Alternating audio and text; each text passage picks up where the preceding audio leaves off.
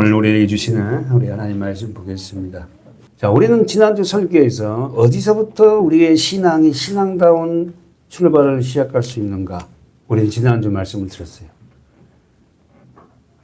예. 회개입니다. 그러니까 여러분, 우리가 온전한 회개가 되지 않으면 신앙이 신앙다운 출발을 할 수 없어요. 그 본문이 사도행전 2장이었죠. 가봅시다. 자, 여러분 오늘 좀 반복하고 본문을 읽었지만 본문은 뒤에 하려는지 안 하려는지도 모르겠어요. 그러나 여러분 한번 따라가 봅시다, 오늘. 자, 사도행전 2장의 37절이죠. 자, 지난주 말씀에서 겹칩니다. 그러나 여러분 보십시오. 사도행전 2장에는 여러분이 알다시피 뭐죠? 성령 강림이 일어난 장이에요. 그렇죠? 성령이 마가의 다락방에 120문들에게 임했단 말입니다. 그래서 성령이 임하고 나니까 어떻게 했죠? 베드로가 그 다음부터 설교하는 거예요. 그래서 설교했을 때 3,000명, 5,000명이 회개에 돌아와요. 그래서 우리가 지난주에 봤습니다. 베드로의 설교의 마지막 부분이 어디예요? 2장 36절. 시작. 그런즉 이스라엘 온 집이 정령이 할지니 너희가 십자가에 못 박은 이 예수를 하나님이 주와 그리스도가 되게 하셔도, 여기까지가 베드로 설교예요. 여러분, 베드로가 설교하던데요, 전부 다 구약 성경을 인용해서 나오는 겁니다. 구약 성경을. 그러니까 무슨 이야기예요? 성령 임하니까 구약 성경 알겠다 아니라 베드로는 구약 성경을 달달 외울 정도로 성경을 굉장히 많이 본 거예요. 여러분, 제자를 부르는 하나님이 뽑을 때, 예수님이 뽑을 때 아무나 그냥 뽑은 게 아니잖아요. 그러니까 베드로는 이미 구약 성경을 굉장히 많이 알고 있다는 겁니다. 성령이 임하니까 자기가 알고 있는 그 문자적인 성경이 어떻게요? 예수 그리스도를 표출하면 잊지 않은 거예요. 그 신비로움. 그걸 하나 말씀 알았을 때 저는 막 그 기쁨. 저는 뭐 잊을 수가 없거든요. 성경을 통해서 이게 예수를 이야기한 거야 알았을 때 막 충만하. 그래서 빨리 안 갈 성도들에게 막 전하고 싶어서 막 이럴 때 베드로는 더 했을 거 아닙니까? 저는 성경을 조금만 하지만 베드로 같은 경우는 구약 성경을 엄청 많이 알고 있는 이 사람인데 성령을 받고 나니까 구약 성경 전체가 다 해석이 되는 거예요. 그랬을 때에 베드로가 설교를 끝나니까 37절에 뭐가 있죠? 읽어보세요. 시작. 저희가 이 말을 듣고 마음에 찔려 베드로와 다른 사도들에게 물어 가로되 형제들아 우리가 어찌할꼬 하건 할렐루야. 저희가 이 말을 듣고 마음에 찔려. 사랑하는 여러분, 왜 우리는, 아니 이 성도들은, 교인들이 어떻게요? 교회 와서 왜 마음이 찔르지 않습니까? 말씀을 제대로 듣지 못해서 그런 거야. 말씀을 제대로 들으면 마음이 찔르면서 뭐라고 합니까? 어찌할꼬? 어떻게 해야 되겠냐? 어떻게 해야 되겠냐? 37절 38절입니다. 30절. 저희가 이 말을 듣고 마음에 찔려 베드로와 다른 사도에게 동그랗죠? 물었다는 거예요. 사랑하는 여러분, 진짜 말씀을 제대로 들으면요, 복음의 말씀을 들으면 우리 안에서 뭐가 오면 찔림이 옵니다. 찔림이. 죄인들로 살았던 그 삶의 찔림이 오고, 그 다음에는 뭐가 묻기 시작해요. 어떻게 해야 돼? 목사님 어떻게 하는 게 신앙생활 하는 거죠? 어떻게 하는 게 주님 내가 신앙을 잘하는 거죠? 막 묻기 시작하는. 그랬을 때에 베드로가 뭐라고 얘기하죠? 38절 시작. 베드로가 가로되 너희가 회개하여 각각 예수 그리스도의 이름으로 세례를 받고 그리하면 성령을 선물로 받으려니. 할렐루야. 아멘. 베드로가 가로되 회개하여. 자, 회개. 지난주 설교 잘 들어본 사람은 회개가 뭐다? 하나님의 일하심의 기초다. 다시 한번, 회개란 하나님의 일하심의 기초, 하나님의 일하심의 시작입니다. 모든 하나님의 일하심의 시작은 회개로부터 시작된 거예요. 회개하지 않으면 하나님의 일하심의 시작이 내 삶을 통해 나타나지 않아요. 회개하여 각각 예수 그리스도 이름으로 세례를 받고, 각각이요, 각각 한 사람 한 사람 죄 사함을 얻으라. 그래야면 성령의 선물을 받으리라. 그래서 우리는 성령의 선물, 하나님의 최고의 선물이 성령입니다. 성령을 우리는 다른 말로 말씀으로도 얘기를 해요. 그러면서 여러분 그 밑에 한번 읽어보세요. 39절 시작. 이 약속은 곧 뭔데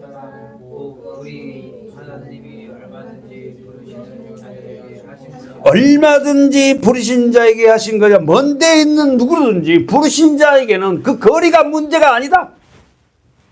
얼마든지 부르시는 자에게 이렇게 하나님 하신다. 회개케 하고 그리고 어떻게 해요? 세례를 받게 하고 그리고 어떻게 해요? 죄사함을 얻어서 그렇게 어떻게 해요? 성령의 선물을 주신다. 얼마든지 부르신 자에게 하시는 것이다. 그러면서 마지막으로 40절 시작. 또 여러 말로 확증하여 권하여 가로되 너희가 이 패역한 세대에서 구원, 가로 묶어봐. 너희가 이 패역한 세대에서 구원을 받으라. 사실 여러분 1세기에 살아가는 사람들하고 지금 21세기에 살아가는 사람하고 제 강도는 어떻겠어요? 1세기에 무슨 유튜브가 있었어요? 인터넷이 있었습니까? 죄라는 건 물론 뭐 비슷하겠지만 그때와 지금을 상황하면 지금은 1세기의 상황보다 어마어마한 죄가 득실거리는 세상이잖아요. 그렇지 않습니까? 그때와 지금하고는 어마어마하지만은 지금 뭐라고 하냐면 1세기에 그들에게 뭐하냐면 패역한 세대. 패역한 세대. 패역한 세대에서 뭘 받으라? 구원을 받으라. 언더라인 쳐보세요. 너희가 이 패역한 세대에서 구원을 받으라. 구원을 받아야 된다는 거예요. 그러니까 다시 말해서 거꾸로 하면 회개하고 어떻게 세대를 바꿔야 되고 그래서 죄사함을 받으면서 성령 선물 받으라는 거예요. 사랑하는 여러분, 하나님의 말씀을 듣고 마음이 찔림이 오면 우리가 어떻게 해야 된다? 내가 어찌할꼬 라고 하지 않고 왜 도망가 버리죠? 내 삶을 바꾸기 싫다. 다시 한번 왜 하나님의 말씀을 듣고 내가 어찌할꼬 하지 아니하고 예배에 빠져버리고 예배에 나와보지 않고 더 나와서 막 교회를 바꾸고 여기저기 다니고 들들 하잖아요. 그런 사람 많습니다. 결국 그 사람들이 보면은 자기들이 지금까지 살아온 삶의 방식을 바꾸고 싶지 않다는 거예요. 그대로 살게 돼요. 다시 정리합시다. 복음의 시작점은 어디서부터 시작하는가? 회개입니다. 천국 백성이 되는 자들에게 시작점은 뭡니까? 회개입니다. 회개, 유턴, 돌아서는 거예요. 마태복음 3장에 보면은 봐보세요. 마태복음 3장 한번 읽어봅시다. 마태복음 3장 1절 2절 시작.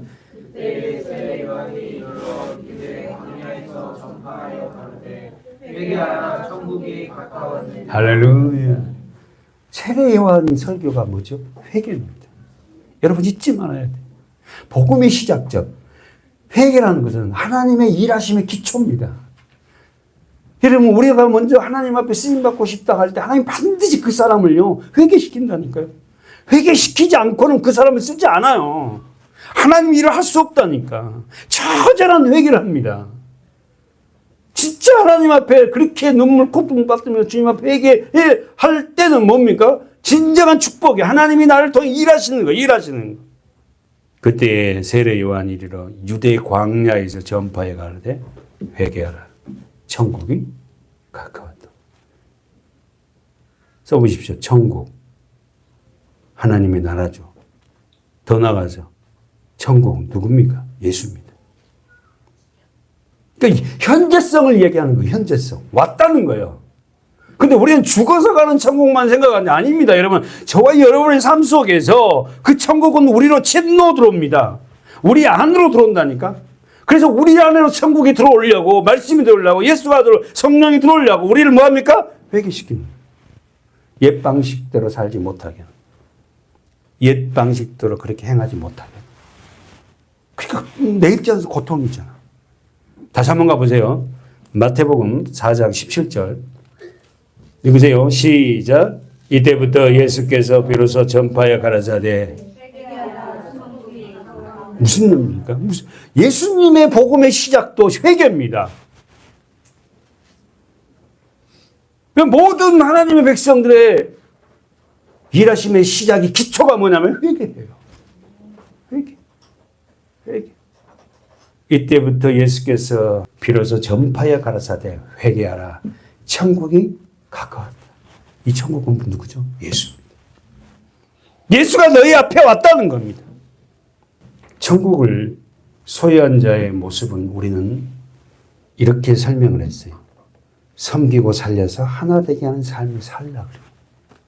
천국 된 자는 다시 말해 회개하고 하나님 앞에 세례를 받고, 세례는 두 가지잖아요. 물 세례와 성령 세례잖아요. 그렇죠? 외적 세례와 내적 세례잖아요. 이 세례를 받고 난 그들에게는 뭐냐면 섬기려 하고 살려내려고 해요. 예수 외에 살릴 게 없죠. 그래서 복음을 전한다고. 그리고 하나 되게 하는 거예요. 사랑하는 여러분, 첫사람 아담의 죄로 인하여서 돌이키지 않으면, 다시 말해서 회개하지 않으면 하나님의 나라의 삶을 살 수 없습니다. 다시 한번. 첫사람 아담, 우리의 조상이에요. 인류의 조상. 그 아담의 지은 죄가 모든 인류에게 다 전가됐잖아요. 그렇죠? 그래서 반드시 우리는 물과 성령을 거듭나야 돼요. 우리 아이들도, 어린아이들도. 그 물과 성령을 거듭나지 않으면 하나님 나라에 들어갈 수 없다니까요. 사랑하는 우리 윤우가 아무리 예뻐도 윤우가 커서 물과 성령을 거듭나야 돼요. 그래 윤우가 하나님의 나라에 들어간다니까. 왜? 그 아담의 번제가 우리 모든 인류에게 전가됩니다. 사랑하는 여러분, 구약 성경에서 가장 많은 처절한 회개를 한 사람을 뽑으라면, 두 사람 뽑으라면 어떤 사람일 것 같아요? 첫 번째 누구? 다윗. 그렇지. 구약 성경에서 가장 처절한 회개를 많이 했던 사람이 다윗이에요. 여러분, 시편 볼 거예요. 시편은 거의가 다 다윗의 시예요. 근데 여러분, 다윗이 그렇게 처절한 회개를 했지만 또 한 사람 뽑으라면 누굴까요? 저는 욥을 뽑고 싶어요. 욥기서 38장을 가보면, 욥기서는 여러분 시가서니까 시편 앞에가 있어요. 이렇게 딱딱하고 긴 이 욥기서가 시가서에 들어가는 거예요. 욥기서 38장. 여러분 한번 노트 한번 써보세요. 오늘 본문에 좀 빠지더라도 한번 이해해 주시고, 욥기서의 마지막 부분을 욥기서를 보면 38장부터 41장까지 써보세요. 38장부터 41장까지 보면 욥은 자신이 하나님 앞에 의롭다고 한 욥에게 하나님이 물어요. 38장에서 41장까지 욥은 그 앞에요, 자기는 의롭다고 계속 얘기하잖아. 새 친구들한테. 나 이렇게 고난받을 일 안 했걸랑, 나 이렇게 죄 안 지었어. 이런 욥에게 38장부터 몇 절까지? 41장까지 하나님이 나타나서 욥에게 물어요. 몇 번을 묻냐면 75번을 물어요. 한 번 나타나지도 않고 그냥 하다가 마지막에 하나님이 나타나서 묻습니다. 보세요. 38장 1절. 여러분 천천히 시작. 그러면 여러분 38장 이전까지는 하나님이 나타나지 않아요. 욥이 그렇게 고통스러워하고 있는데도 나타나지 않아요. 욥의 새 친구들하고 변론하고 있는데도 하나님이 나타나지 않아요. 그냥 잠잠해요. 근데 38장에서 하나님이 나타납니다. 뭐라냐면 그때 여호와께서 폭풍 가운데서 욥에게 말씀하여 가라사, 무지한 말로 이치를 어둡게 한 자가 누구냐 질문하라. 다 듣고 있었다는 거야. 욥이 원망 아닌 원망도 하고. 3절 보세요. 너는 대장부처럼 허리를 묶고 내가 네게 묻는 것을 대답해봐라. 내가 지금부터 너를 물어볼 테니까, 욥에게 말해요. 내가 너에게 그래 물어볼 테니까 네가 대답해봐라. 그러면서 4절에 내가 땅에 기초를 놓을 때 네가 어디 있었냐. 첫 번째 질문이 내가 세상을 만들 때 너 어디 있었니? 하고 묻는 거예요. 내가 세상을 만들 때 너는 어디 있었니? 그러면서 네가 깨달았은들 말해봐라. 그러니까 그래도 말 안 하죠. 그러니까 5절이 뭐냐면 하나님이 누가 그 도량을 정하였는지, 누가 그 준승을 그 위에 떼었는지. 준승이야 말하면 줄이란 말이라, 선이란 말이라. 선. 여러분 목수들이 집을 지을 때 까만 먹줄을 튕기잖아요. 여러분 보셨어요? 예, 뭐 할 때 집을 지을 때 갖고 탁 튕기면 먹줄이 쫙 세지잖아요. 요즘에 요 건물 질 때 요거 할 때 보니까 요즘에 목수들은 뭐 그 레이저 광선을 쏘갖고 그 선을 하고 하더라고. 근데 제가 어렸을 때 목수들은 뭔 집을 때 줄을 끄면 튕기면 줄이 탁 생겨요. 지금 하나님이 그걸 지금 비유하면서 이 세상을 갖다가 이렇게 만들 때, 도랑했을 때, 준숭했을 때 너는 그것을 아니? 내가 그걸 아냐? 6절. 그 주초는 무엇에 세웠으며 그 모퉁이들은 누가 놓였느냐? 또 물어봐요. 40장으로 가볼까요? 40장. 계속 묻습니다. 몇 번을 묻는다고? 75번. 계속 지금부터 물어요. 어디까지 묻는다고? 41장까지 물어. 75번. 자, 근데 40장 가보세요. 6절부터 시작. 여호와께서 폭풍 가운데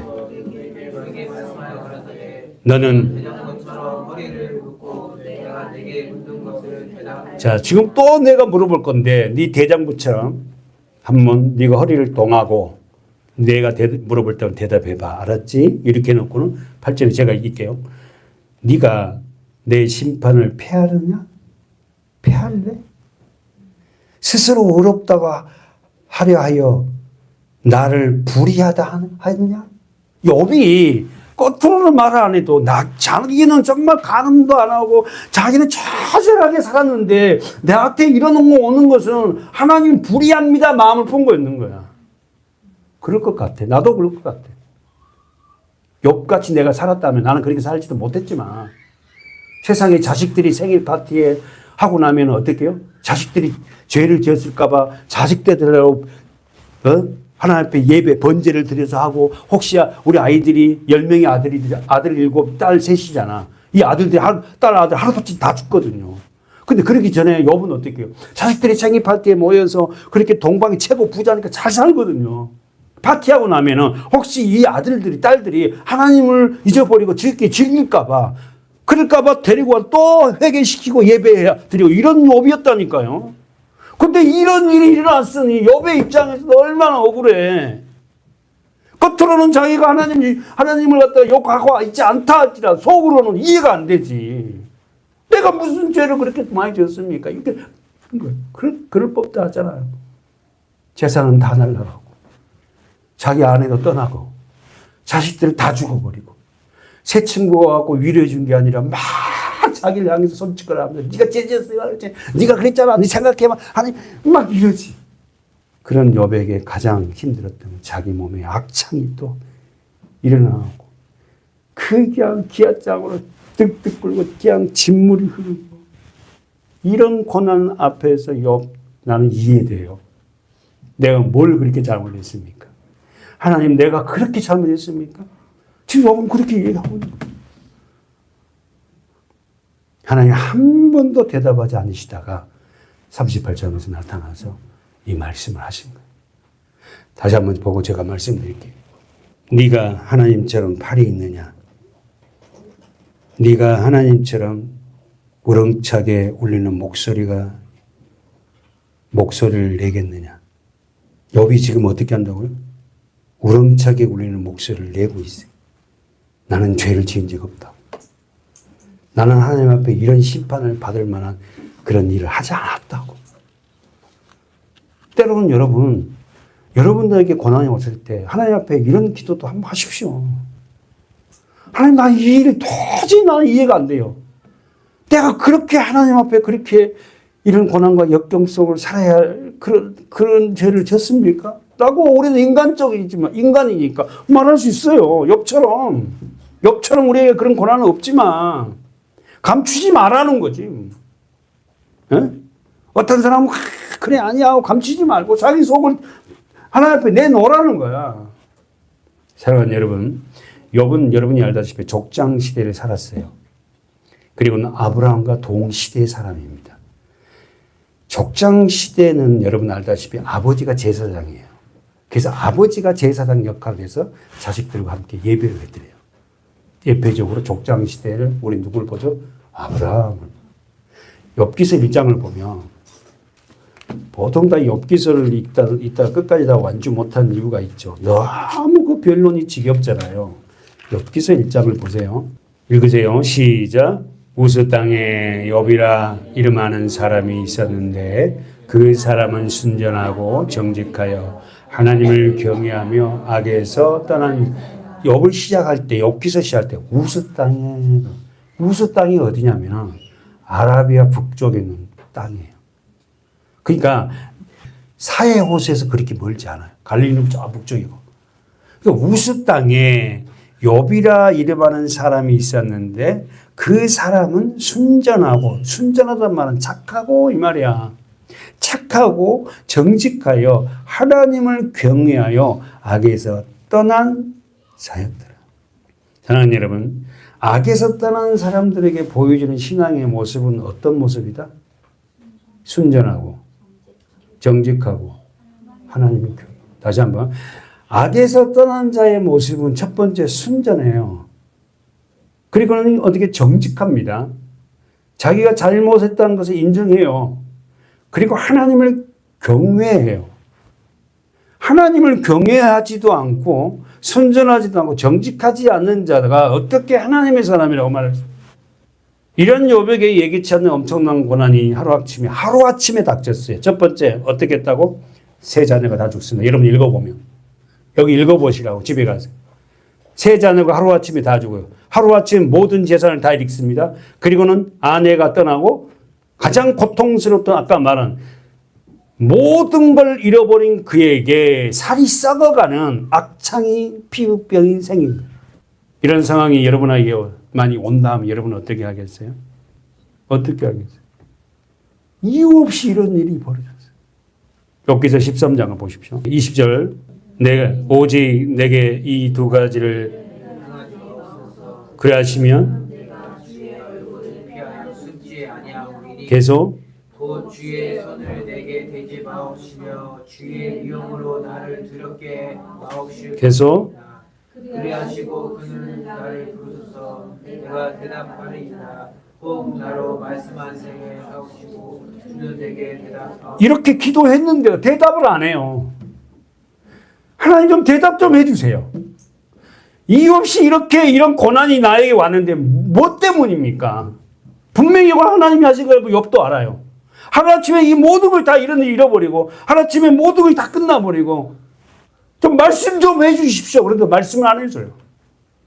그러면서 23절에 뭐라고 하냐면 나의 불법과 죄가 얼마나 많으리까. 이 말을 거꾸로 하면 나의 불법과 죄가 그렇게 많습니까? 이 말이에요. 하나님 앞에 대묻는 거예요. 그렇게 많습니까? 내가 살아오면서 그렇게 하나님의 불법과 죄를 그렇게 많이 지었습니까? 나의 허물과 죄를 내게 알게 하옵소서. 그러면 그 허물과 죄를 갖다가 내게 알게 좀 해주십시오. 내가 그렇게 하나님 앞에 불법과 죄를 많이 지은 그런 자입니까? 그러기에 이런 고난이 내게 하나님 허락하셨습니까? 라고 하나님 앞에 대드는 거지. 빡빡 대드는 거야. 24절 주께서 어찌하여 얼굴을 가르시오. 말씀하지 않는다니 나타나지도 않는 거야. 주께서 어찌하여 얼굴을 가리시고 나를 주의 대적으로 여기십니까? 언더라인 쳐보십시오. 나를 주의 대적으로 여기십니까? 얼마나 욥이 고통스러워요. 내가 주님의 대적입니까? 예. 여러분 욥의 그 고난, 욥의 그 고통, 그 신약 성경에서도 계속 욥을 이야기하잖아요. 이런 고통을 가진 사람이 과연 있을까요? 저는 없을 것 같아요. 물론 찾아보면 그런 고난에 비슷한 사람도 있더라고요. 나와서 간증한 거 들어보니까. 정리해 봅시다. 욥은 23장으로 넘어가서 정리를 하죠. 가봅시다. 23장. 자, 용기 있는 분은 고난주간에 욥기서를 한번 묵상해 보면 좋을 것 같은데 제가 배경 설명을 했으니까 여러분이 한번 어렵지만 한번 읽어보십시오. 욥기서 23장 1절 자, 읽어보세요. 시작.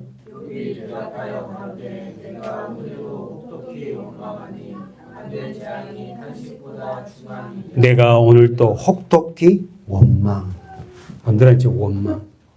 받는 재앙이 탄식보다 중하도다. 내가 어찌하여 하나님 발견한 것을 알고. 보세요. 3절. 그리하면 그 보좌 앞에 나가. 언더라인 쳐봐요. 하나님이 발견한 것을 알면 그 보좌 앞에 나가서 그 앞에서 호소하며. 자, 동그라미 쳐봐요. 호소하며 변백할 말을 입에서 채우고. 변백이란 말은 논증이에요. 물어보겠다는 거야. 하나님이 계신 곳이 어딘지 알면은 물어보고 싶다는 거야. 내게 대답하시는 말씀을 내가 알고 내게 이르시는 것을 내가 깨달으리라. 그가 큰 권능을 가지고 나로 더불어 다투실까? 아니라 도리어 내 말을 들으시리라. 그래, 그분이 계신 곳에 가서 내가 이 말을 들으면 하나님 반드시 들어주실 거야. 그러면서 7절에 보세요. 거기서는 정직한 자가 그와 변론할 수 없은즉 내가 심판자에게서 영원히 벗어나리라. 그러면서 8절 여러분 동그라미 쳐있죠. 여러분 성경 8절 9절 다 같이 시작. 그런데 내가 앞으로 가도 그가 안에 계시고 뒤로 가도 보이지 아니하며 그가 왼편에서 여자나 내가 만날 수 없고 그가 오른편으로 계시나 배울 수 없구나. 여러분 이 욥의 마음 만나고 싶다는 거예요. 예수님을 하나님을 만나고 싶어. 앞으로 가도 계시지 않고 뒤로 가도 보이지 않고 왼편으로 가도 일하시나 하고 왼편을 가봤더니 만날 수도 없고 오른편으로 가도 배울 수 없구나. 진짜 욥은 이 고통 속에서 얼마나 하나님 앞에 하소연이 나는 그 욥의 마음을 좀 읽을 수 있습니다. 그러면서 욥이 우리가 외우는 말씀이 있잖아요. 그 밑에 10절에 시작. 나의 간은 그가 아시나니 그가 나를 단련하신 후에는 내가 정금같이. 그래서 우리 집사님은 찬양 인도할 때 나를 단련하신 후에 그잖아요. 내가 정금같이 나오리라.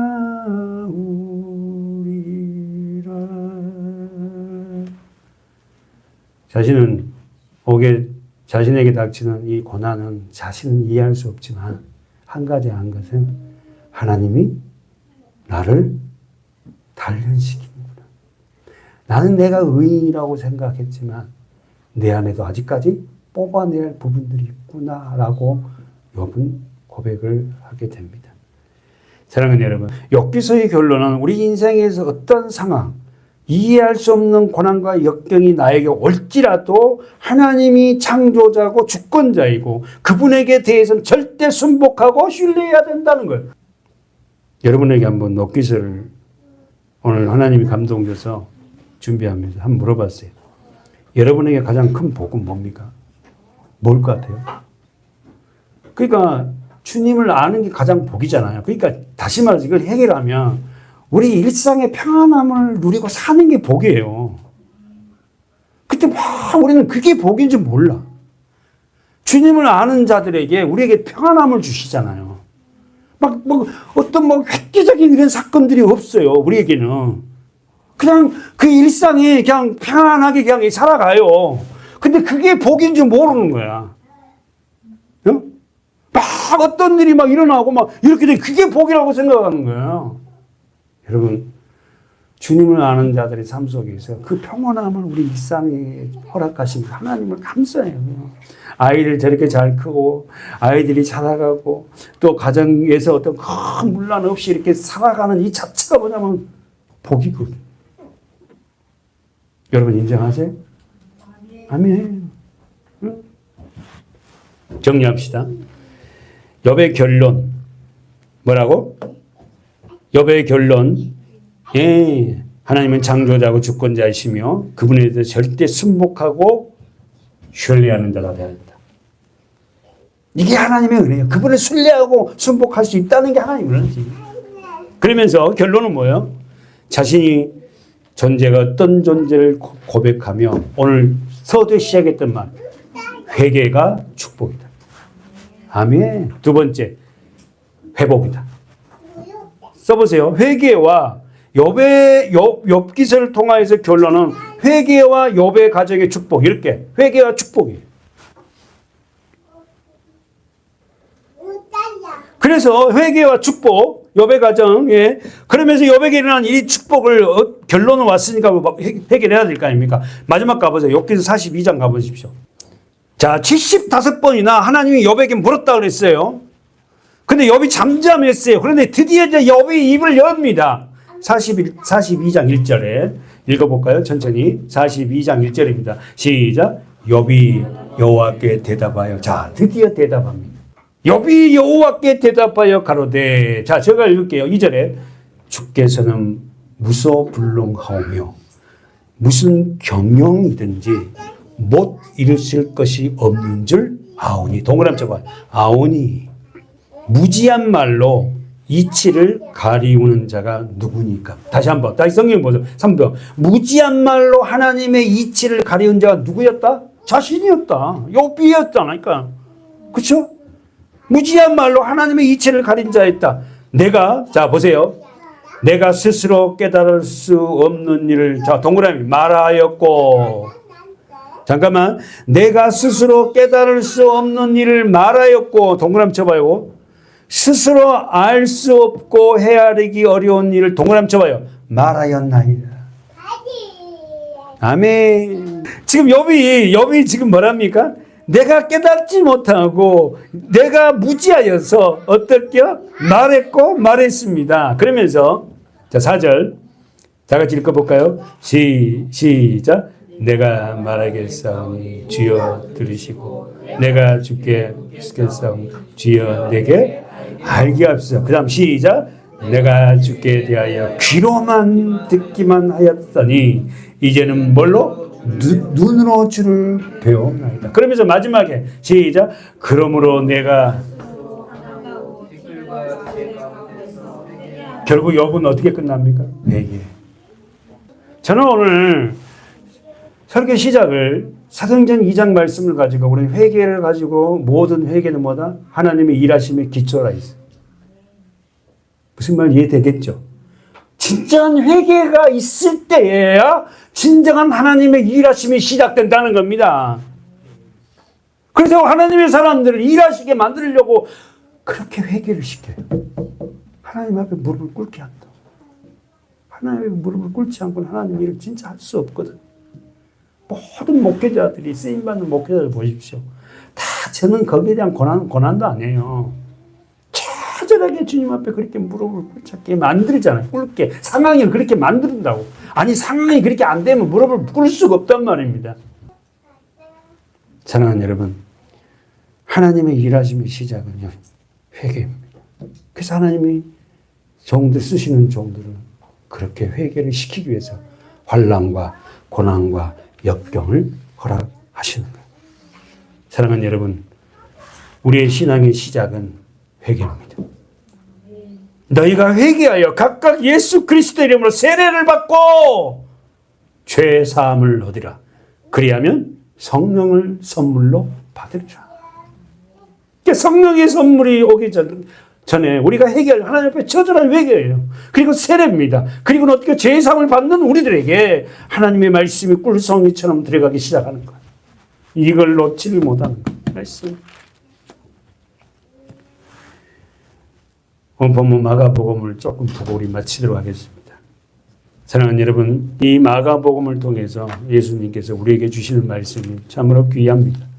마가복음 본문은 뭐라고 합니까? 만물의 주인이신 예수님께서 어디에 들어가셨냐면 23절이네요. 시작. 마침 저희 회당에 더러운 귀신은 사람들이 있어 나사렛 예수여, 우리가 당신과 무슨 상관이 있나이까? 우리를 멸하러 왔나이까? 아멘. 24절에서 귀신은 예수님이 누구인지를 정확하게 알고 있어요. 그렇죠? 어느 지방에 예수님이 살았다고 얘기해요? 나사렛. 귀신은 귀신 같잖아, 예수님을. 우리도 귀신 같지 않을 것 같아. 믿음이 있는지 없는지. 그 예수가 누군지를 정확하게 알아요. 예수가 누구라고 말합니까? 24절에서. 하나님의 거룩한 자. 나는 당신이 누군지를 아노니. 24절 보십시오. 나는 당신이 누구인 줄 아노니 하나님의 거룩한 자니이다. 사단은, 마귀는, 귀신들은 여러분을 잘 알아요. 믿음이 있는지 없는지.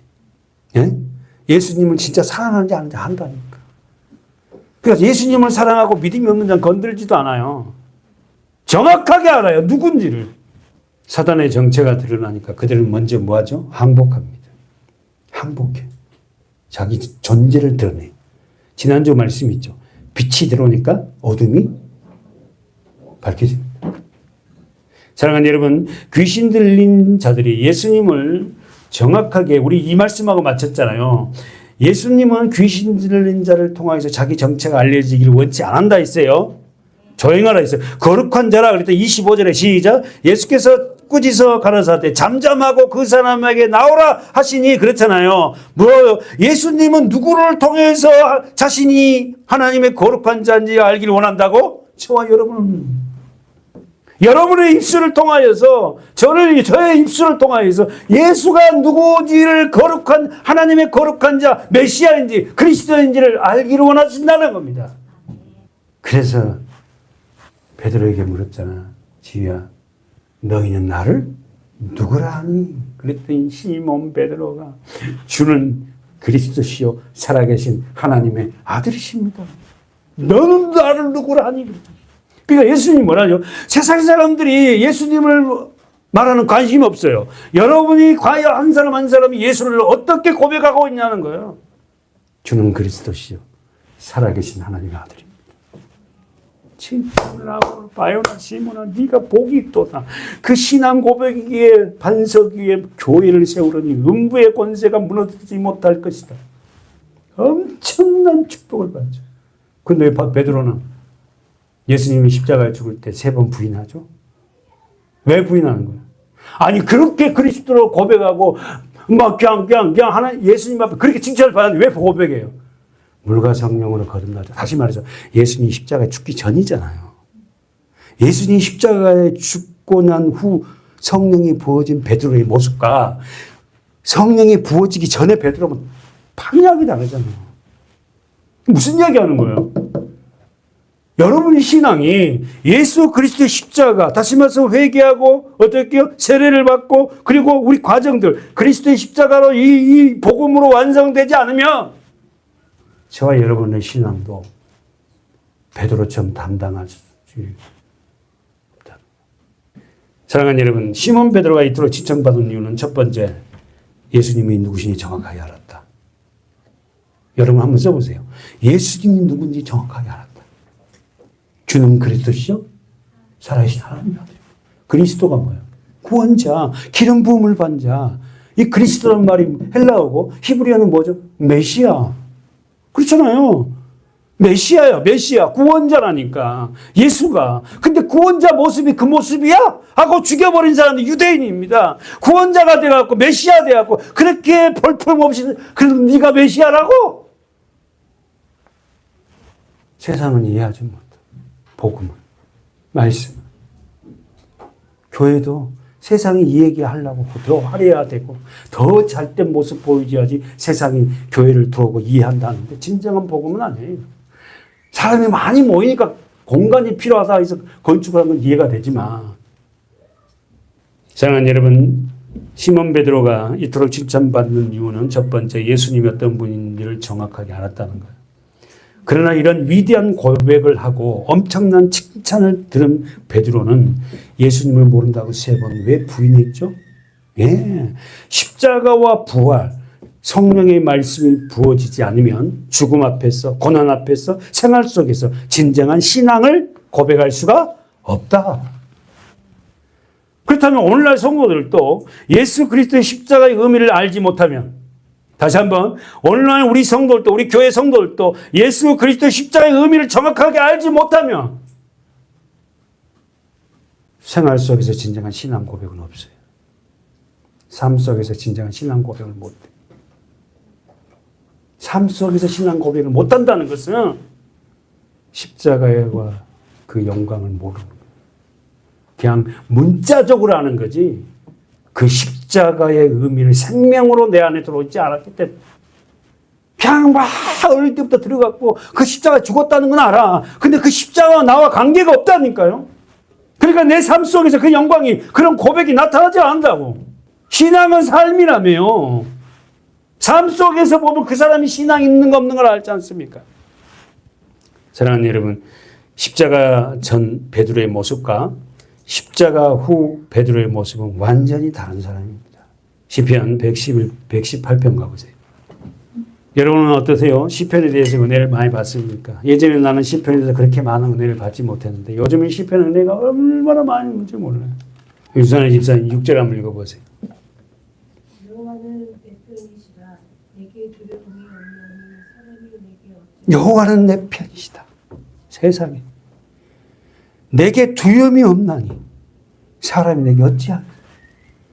그러니까 무슨 말, 사람들 앞에 두려워하고 있다는 것은 진짜 하나님이 내 편이라고 고백하지, 내 생명이고 내 전부고 아니 내 모든 것이라고 고백하지 못한 사람은 사람들을 두려워. 사람들 눈치 봐요. 여호와는 내 편이시라. 내게 두려움이 없나니. 할렐루야. 사람이 내게 어찌하겠느냐.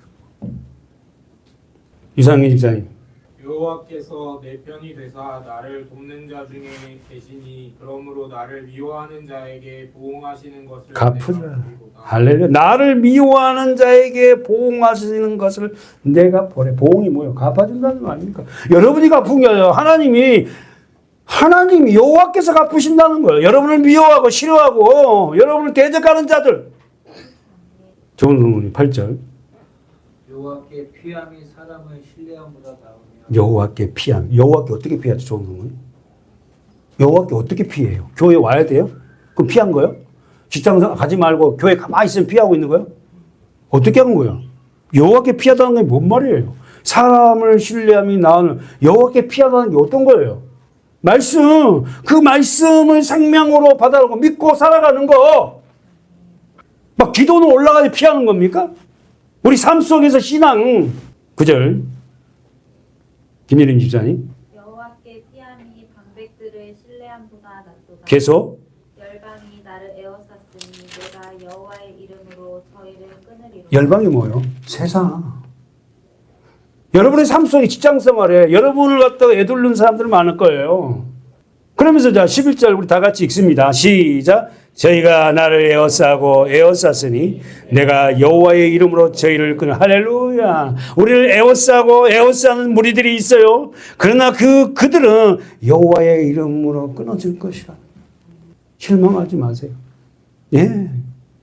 김영은 성도님 읽어보세요. 그 다음에 12절.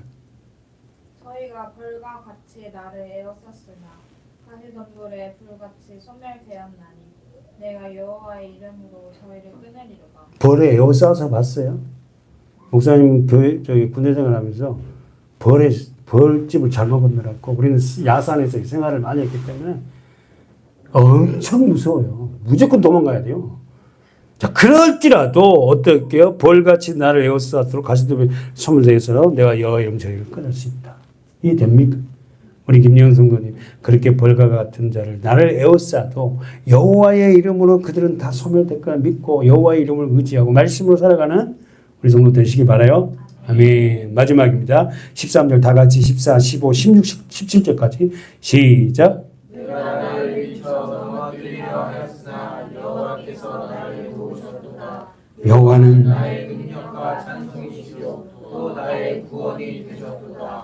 의인의 장막에 기쁜 소리 구원의 소리가 있으며 여호와의 오른손이 권능이 베푸시며 여호와의 오른손이 높이 들렸으며 여호와의 오른손이 권능을 베푸시도다.